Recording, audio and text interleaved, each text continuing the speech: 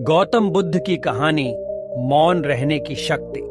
कहीं बहुत समय पहले की बात है।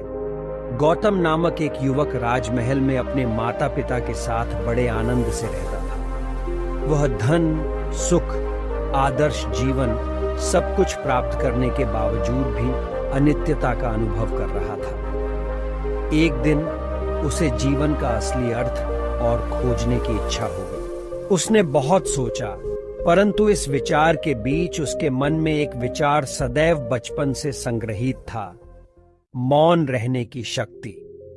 यह एक अद्भुत बात थी, क्योंकि उसके द्वारा व्यक्त की गई हर भाषा, हर भाव और हर अनुभव इसके माध्यम से अद्वितीय ढंग से संकलित हो जाते थे। गौतम ने राजमहल से दूर जीवन जीने का निर्णय लिया और वन गया, जहां वह एक समाधि का आध्यात्मिक अभ्यास करने बैठा। वह निष्काम कर्म में तत्पर हो गया, मेधावी बनने के लिए प्रयास करता था। कुछ समय बाद उसे लगा कि यह सब कुछ काम नहीं कर रहा है और इससे उसका ज्ञान बढ़ रहा है। वह ने अपनी संशयों के साम्राज्य का दावेदार और ज्ञान के राजा बन गया। कुछ वर्षों के बाद एक दिन गौतम ने अपने नवजात बेटे के प्रथम शब्दों का आविष्कार किया।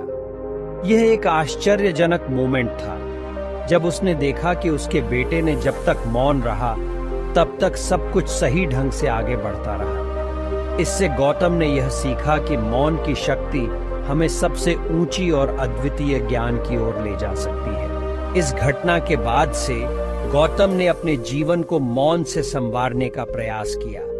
वह शवासन, ध्यान और धारणा के माध्यम से मौन की शक्ति का अध्ययन करने लगा। धीरे धीरे उसका विचार मौन एकाग्रता में बदलने लगा।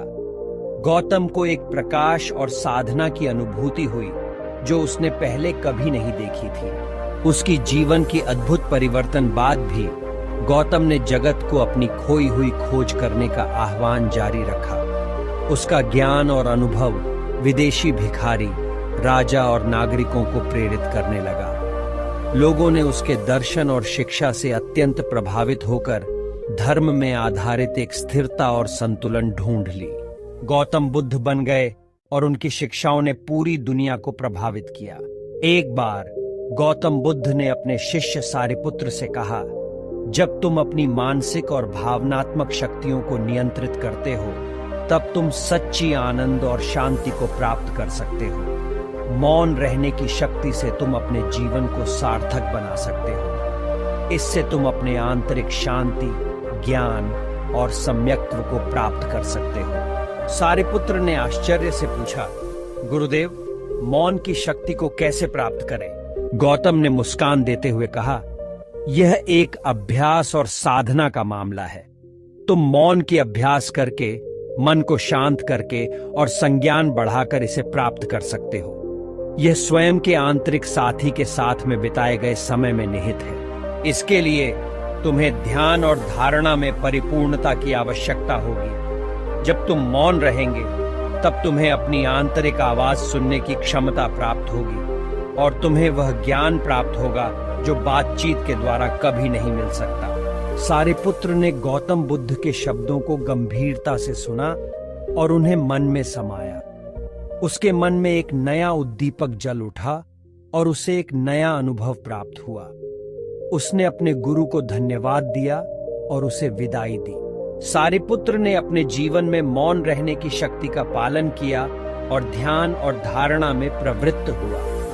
वह ज्ञान को अध्ययन करने, अपने अंतरंग स्वरूप को जानने और अपने जीवन को प्राकृतिक तरीके से जीने का अभ्यास करने लगा। उसके मन की उच्चता, शांति और समय का अनुभव उसे एक नया जीवन शैली दे रहा था। सारिपुत्र के उपदेश और उनकी शिक्षा ने अनेकों लोगों को प्रभावित किया। उन्होंने जीवन की सामग्री, मानसिक चिंताएं और आदर्शों के बारे में नए दृष्टिकोण दिया। उनके माध्यम से लोगों ने मौन रहने की शक्ति का अनुभव किया और उसे अपने जीवन में उतारा। इस कथा के जरिए हमें यह बात समझ में आती है कि मौन एक अद्वितीय शक्ति है जो हमें अपने आंतरिक स्वरूप का अनुभव करने और सत्य को प्राप्त करने में मदद करती है। यह हमें सच्ची आनंद, शांति और समृद्धि प्रदान करती है। हमारे आंतरिक स्वरूप के बीच की संवाद की एक अद्वितीय भाषा के रूप में मौन हमें एक नया ज्ञान का द्वार खोलता है और हमारे जीवन को प्रकाशित करता है।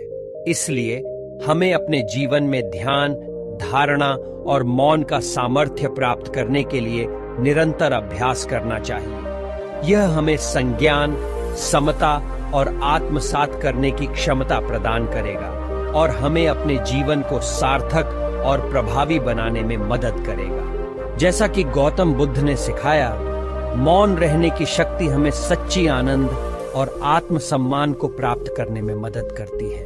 आपको इसी तरह की और कहानियां सुननी है तो हमारे चैनल को सब्सक्राइब और वीडियो को दोस्तों के साथ शेयर करें। आपको कैसी लगी वीडियो हमें कमेंट जरूर करें, क्योंकि आपका एक लाइक, सब्सक्राइब और एक कमेंट हमें मोटिवेटेड करता है। Thanks for watching.